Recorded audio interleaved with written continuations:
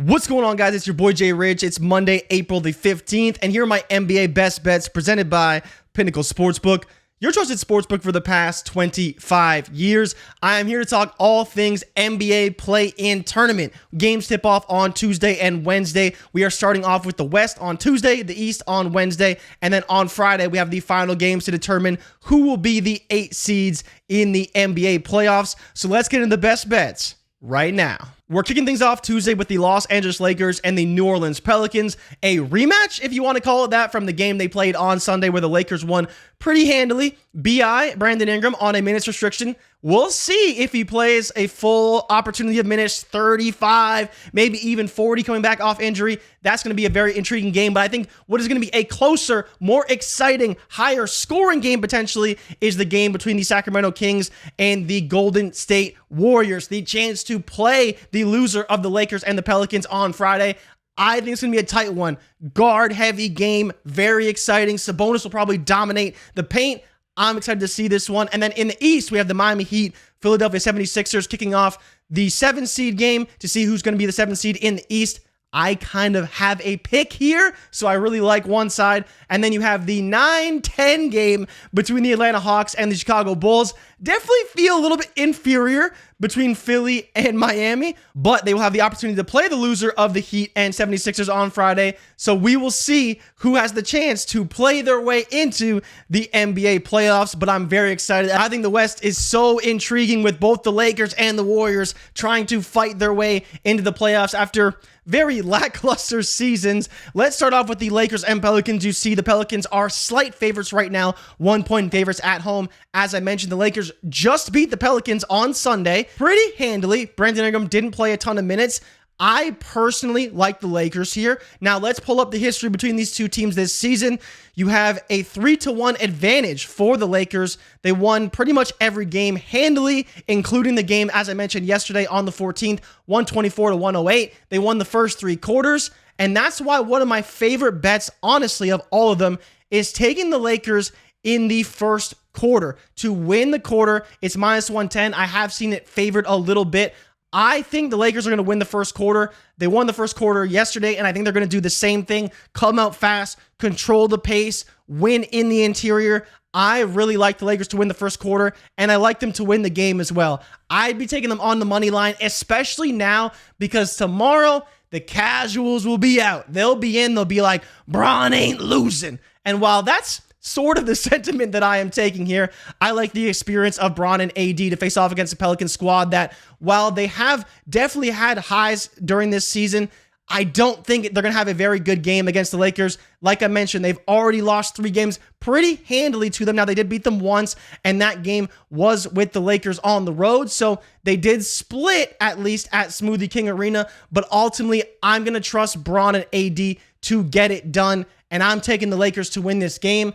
Basically a pick 'em right now with the -101. You're getting very good odds. I'm surprised to see this spread so close. We'll see if it moves at all. And I think the fact of, is Brandon Ingram going to play a lot of minutes? That's going to be a big factor for me as to kind of how this game ultimately gets handicapped. And especially when you look at the props, because that may impact it as well. How involved is he going to be? How will that impact other players?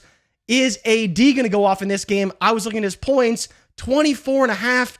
Seems so low, but he's only hit this mark against the Pelicans one time, and it was yesterday. And if you think he can do it again, take the over. But the juice right now is on the under because I believe he's been at 20 points or less. He hasn't scored very many points against the Pelicans for whatever reason. Other than the 30 he put up the other yesterday, he hasn't scored a ton. So from a props perspective, I'm kind of staying away. I think I'm just going to take the Lakers, trust them to win the game, use their experience to their advantage, and ultimately beat the New Orleans Pelicans on their home floor in the first game of the play-in tournament. The second game, the Golden State Warriors and the Sacramento Kings, 2.5-point spread. Now, this I don't love. I don't love taking the Warriors on the road. You look at the history between these two teams, 2-2 right now. The Warriors won the first 2 games. The Kings won the most recent 2 games. But the reality is these two teams haven't played since February. So there's a lot still to figure out with these two teams. The Warriors are playing much better basketball than they have in the previous weeks and even months, especially on the road. You look at where these odds are, and there's a reason why the Warriors are favored. They're the Warriors. They know how to win in the playoffs. They know how to win on the road. And honestly, they're coming in hot. The Warriors are playing good basketball right now. I don't know if I want to take them on the spread because I kind of like the Kings to cover the 2.5, but if I'm picking a team, I'm picking the Warriors to win, and I would also take them on the spread. But this line is very close to me. You look at how close these teams have played. 1 point game, 1 point game. Both Kings wins. 1 point games. And that's why I think this game's going to be so close. Game before that, another 1 point victory. It's so rare you see these teams play so tight, but with the guard play, the shooting capabilities, the way Sabonis is going to work inside against a smaller team in Golden State, and how Golden State is going to spread out this Kings defense, it's going to be very interesting to see how this ultimately plays out. But if I'm making a pick right now, it has to be the Warriors. I think the Warriors on the spread is a scary pick. As you can see, because the score margin we've seen from these two teams, it's going to be a close game. But if I'm picking a team, it's the Warriors money line, but I would take them on the 2.5. So that would be my best bet for this game. There's no props out for it right now, but in my opinion, Warriors are going to win, and they're going to ultimately play the Pelicans, which will be another very exciting game. Can the Pelicans pick themselves up after losing to the Lakers? We'll see. But if there's one thing I know, LeBron James does not want to play the Golden State Warriors for the 8 seed. And that's another reason why I really believe the Lakers are going to put everything behind that game, so that way they're in the playoffs, they have the extra rest, and they won't have to deal with Golden State if they ultimately make it through against the Kings on Tuesday. So that's it for the West for me. I have the Lakers on the money line. If you want to take the +1, go for it, but I'll be taking them on the money line, and I'll be taking the Golden State Warriors -2.5 at -113. And it seems like this line is moving quite a bit, so this could be 3. This maybe get to 3.5. I don't think it'll go that far, but this line will probably get to 3 by the time Tuesday comes around. And again, the casual bettors will definitely be on the Warriors. Then getting into Miami Heat and Philadelphia 76ers, this one is intriguing to me. You have the Philadelphia 76ers favored by 4.5 at a -110 number, so there's a pretty heavy lean towards 76ers right now, and honestly, it makes a lot of sense. One, this game is going to be low scoring. You see the 207 number to the under. Let's go into the history between these two teams this season. You have the Philadelphia 76ers have won the past 2 games in March, and then the most recent game that was a week ago. Again, Joel Embiid being back is huge. It's massive for the 76ers. They obviously learned a lot playing without him, and now playing with him, they are even better. So while Miami got the best of them, in December, on Christmas, in February, when Joel Embiid was out, ultimately here for me, I'm leaning on Embiid and on the 76ers.